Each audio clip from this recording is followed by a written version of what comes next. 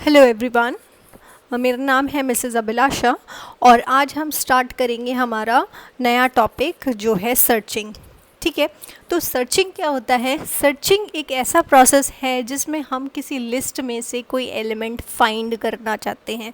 For example, अगर जैसे हमें किसी पर्टिकुलर स्टूडेंट का स्कोर देखना है या उसका रिज़ल्ट देखना है, तो हमारे पास लिस्ट ऑफ स्टूडेंट हैं, तो हम क्या करेंगे, कोई सर्चिंग टेक्निक अप्लाई करेंगे और डायरेक्टली हम उस रिकॉर्ड को उठाएंगे और फिर हम उसके मार्क्स देख लेंगे। ठीक है, तो उस प्रोसेस को हम सर्चिंग कहते हैं। ठीक है, अगर वो डेटा हमको मिल गया तो हम क्या बोलते हैं कि सर्च सक्सेसफुल है और वो हम डेटा जो भी पर्पज़ है हम उस डेटा के साथ वो प्रोसेस अप्लाई कर सकते हैं। अगर हमारा डेटा उस लिस्ट में नहीं है तो हम कहते हैं कि सर्च अनसक्सेसफुल है, मतलब नॉट फाउंड। हमें जो भी एलिमेंट हम ढूंढ रहे हैं, जो स्टूडेंट का नाम हम उस लिस्ट में ढूंढना चाहते हैं, सपोज़ वो उसमें नहीं है। ठीक है, तो यहाँ पे हम दो पॉपुलर सर्चिंग टेक्निक्स की बात करेंगे।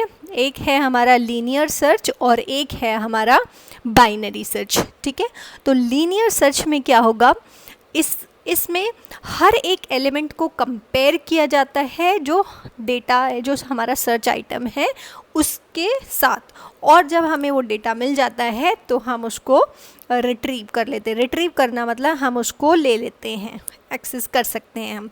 अगर वो डेटा हमें लास्ट तक नहीं मिला तो मतलब वो डेटा हमारे लिस्ट में नहीं है। और सपोज़ यहाँ पे एक लीनियर सर्च में आपको ये बात आएगी कि अगर सपोज़ जो आप एलिमेंट सर्च कर रहे हैं वो एकदम लास्ट में है या सेकंड लास्ट पे है, तो आपको हर एक एलिमेंट सर्च करना एग्जॉस्टिव हो जाएगा।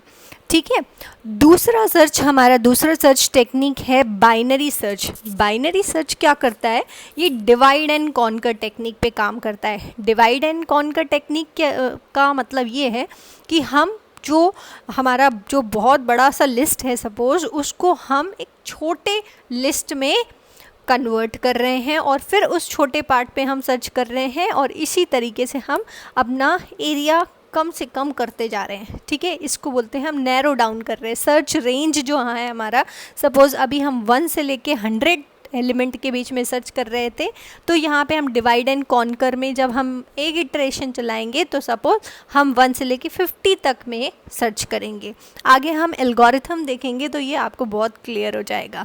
ठीक है, बट एक रिस्ट्रिक्शन है हमारे पास बाइनरी सर्च के साथ कि जो एलिमेंट्स होते हैं वो सॉर्टेड ऑर्डर में होना चाहिए। सॉर्टेड ऑर्डर मतलब या असेंडिंग से डिसेंडिंग में अरेंज हो या डिसेंडिंग से असेंडिंग में वो अरेंज हो, उसको हम सॉर्टेड बोलते हैं। ठीक है, अब पहला जो टेक्निक, ये दोनों हम सर्च एल्गोरिथम्स इसके बारे में और डिटेल में देखेंगे।